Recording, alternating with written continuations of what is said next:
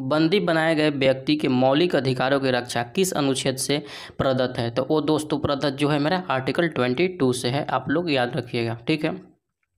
उसी तरह अगर के नेक्स्ट सवाल की तरफ हम लोग चलेंगे तो नेक्स्ट सवाल मेरा क्या है यहाँ पे कि प्रत्यक्ष बंदीकरण अधिनियम के अंतर्गत एक व्यक्ति बिना मुकदमा चलाए बंदी बनाया जा सकता है। जिस पे मतलब मुकदमा नहीं चलाए उसको डायरेक्ट बंदी कितने महीने का बनाया जा सकता है दोस्तों? तो अधिकतम 3 महीने के लिए बनाया जा सकता है। उसी तरह अगर के नेक्स्ट सवाल की तरफ चलेंगे तो संविधान के किस आर्टिकल के अंतर्गत सिखों द्वारा कृपाण धारण का धार्मिक स्वतंत्रता का अंग माना गया है? तो वो दोस्तों जो माना गया है मेरा आर्टिकल 25 में माना गया है, आप लोग याद रखिएगा, ठीक है।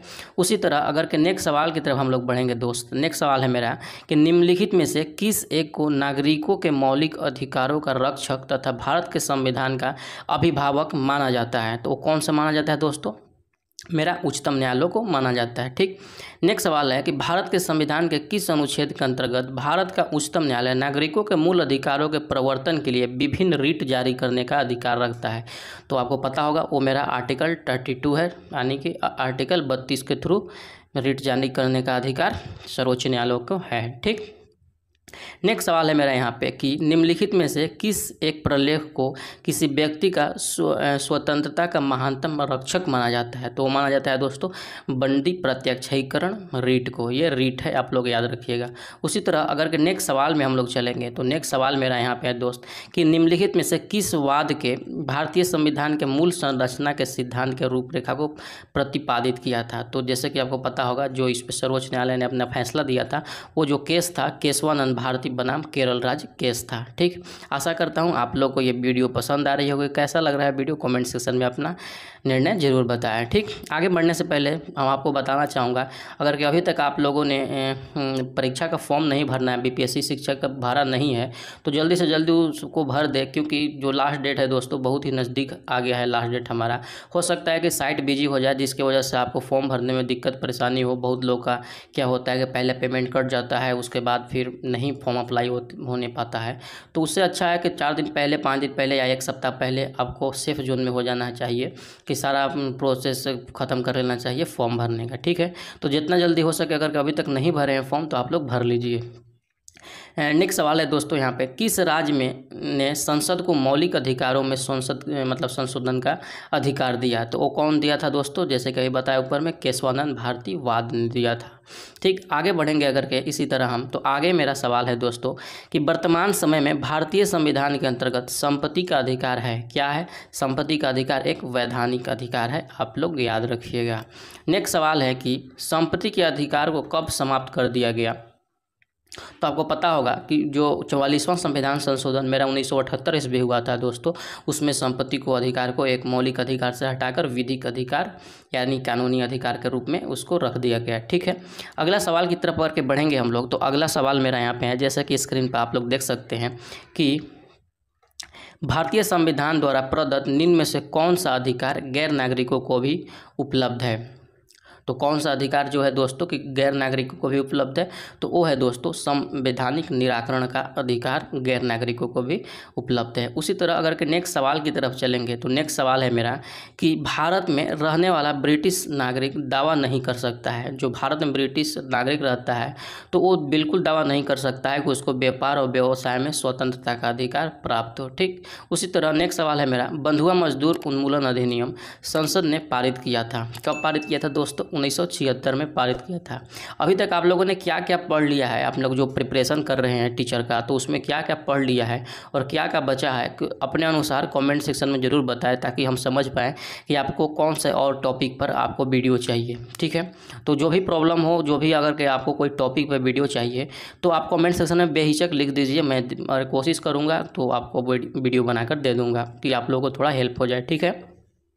नेक्स्ट सवाल है दोस्तों जोखिम भरे उद्योगों में बाल श्रम का उपयोग निषिद्ध किया गया है किसके द्वारा? भारत के संविधान के द्वारा, 10 दिसंबर 1996 में सर्वोच्च न्यायालय के निर्णय द्वारा, संयुक्त राष्ट्र के चार्टर द्वारा या उपयुक्त सभी द्वारा? तो इसका जो राइट आंसर हो जाएगा दोस्तों मेरा उपयुक्त में से सभी द्वारा, सभी के द्वारा बताया गया है कि जो बाल श्रम को निषिद्ध हम बताते हैं, यानी कि बाल श्रम कहीं भी फैक्ट्री में काम नहीं करेगा 14 साल से कम बच्चा को, ठीक।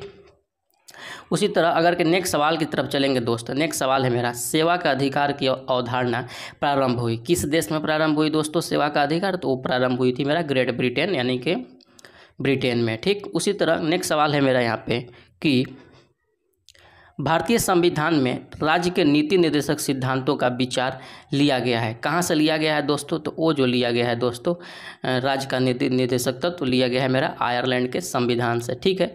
नेक्स्ट सवाल की तरफ चलेंगे दोस्तों, तो नेक्स्ट सवाल मेरा यहाँ पे है कि भारतीय संविधान के अंतर्गत धन का केंद्रीकरण किसका उल्लंघन करता है? तो वो जो उल्लंघन करता है करता है मेरा राज्य का नीति निर्देशक तत्व का। आप लोग याद रखिएगा राज्य का नीति निर्देशक तत्व भारत भाग कितना में है, आप लोग कमेंट सेक्शन में जरूर बताएं अगर कि आप लोग वीडियो को यहाँ तक देखते हुए आ गए हैं तो, ठीक है। नेक्स्ट सवाल है मेरा यहाँ पे, जैसा कि देख सकते हैं मनरेगा कार्यक्रम निम्नलिखित में से भारतीय संविधान के किस अनुच्छेद को लागू करने हेतु लाया गया है? तो कौन सा अनुच्छेद लाया गया दोस्तों?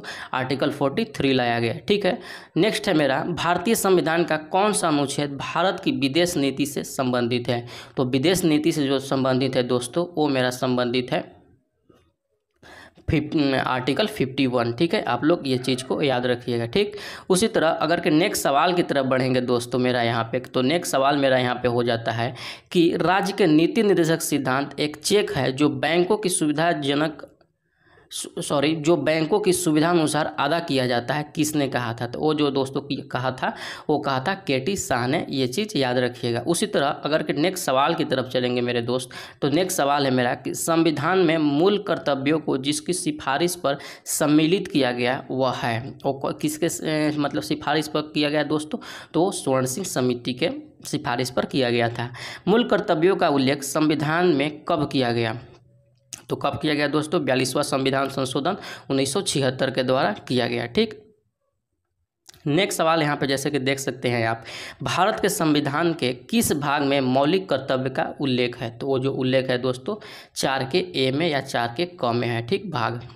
उसी प्रकार अगला सवाल है मेरा, निम्न में से किस एक का संरक्षण भारतीय नागरिक का मूल कर्तव्य है? तो आप जैसे कि अभी ऑप्शन दिखाई नहीं दे रहा होगा, मैं ऊपर थोड़ा कर देता हूँ, वो मूल कर्तव्य है। तो आपको जो पता होना चाहिए दोस्तों, देखिए मैं पहले बताता हूँ आपको, एक भारत के जिम्मेदार नागरिक होते हुए तो अपना सबका जो फंडामेंटल राइट होता है, मौलिक अधिकार होता है, वो तो सबको पता होता है, लेकिन उसका फंडामेंटल दोस्तों ड्यूटी क्या है, ड्यूटी किसी को नहीं पता है। तो जितने भी 10-11 जो ड्यूटी है दोस्तों वो आप सब नागरिक को पता होना चाहिए कि हमको भारत के लिए क्या ड्यूटीज़ है, ठीक है। तो उसमें ही एक है यहाँ पे वन्य प्राणी, मेरा इसमें राइट आंसर होगा। उसी तरह नेक्स्ट सवाल की तरफ बढ़ेंगे दोस्तों। नेक्स्ट सवाल यहाँ पे आता है कि नेक्स्ट सवाल है क्या है यहाँ पे कि भारत के प्रत्येक नागरिक का कर्तव्य होगा कि प्राकृतिक पर्यावरण का संरक्षण का सुधार शामिल है। किस में शामिल है दोस्तों? तो वो शामिल है मेरा आर्टिकल 51 में, आप लोग याद रखिएगा। उसी तरह अगर नेक्स्ट सवाल की तरफ बढ़ेंगे हम, तो भारत की प्रभुता, एकता, अखंडता की रक्षा करने हेतु उसे अक्षुण्ण रखे, इस उपबंध किससे संबंधित है? तो वो मेरा ड्यूटीज़ है दोस्तों, मौलिक फंडामेंटल ड्यूटीज़ है, यानी कि मूल कर्तव्य है। आप लोग इस बात को याद रखिएगा। नेक्स्ट सवाल की तरफ है चलेंगे दोस्त मेरे, तो नेक्स्ट सवाल है मेरा, भारतीय संविधान में समस्त कार्यपालिका शक्तियाँ निहित हैं। तो समस्त कार्यपालिका शक्ति किस में निहित है दोस्तों? वो मेरा निहित है राष्ट्रपति में। इस सवाल को मैंने पोल में भी दिया था, तो उसका मतलब राइट आंसर राष्ट्रपति होगा, याद रखिएगा। नेक्स्ट सवाल है मेरा यहाँ पे कि भारत के राष्ट्रपति चुने जाते हैं।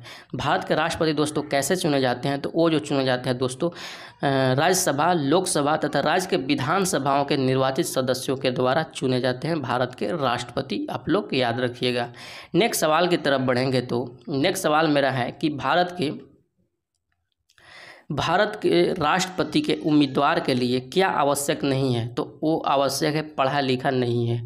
जैसे कि देख सकते हैं क्या मतलब हमारा संविधान का नियम कानून है दोस्त, आप लोग खुद एक शिक्षक हैं, आप देख सकते हैं कि हम लोग को एक प्राइमरी टीचर 1 से 5 क्लास को पढ़ाने के लिए बच्चा को हम लोग को बीपीएससी जैसा इतना टफ एग्ज़ाम पास करने पड़ रहा है, लेकिन जो भारत का सबसे सर्वोच्चतम नागरिक है, पहला नागरिक है जो कि एक प्रतिष्ठित पद पे बैठा है, उसको पढ़ा लिखा होना कोई ज़रूरत नहीं है।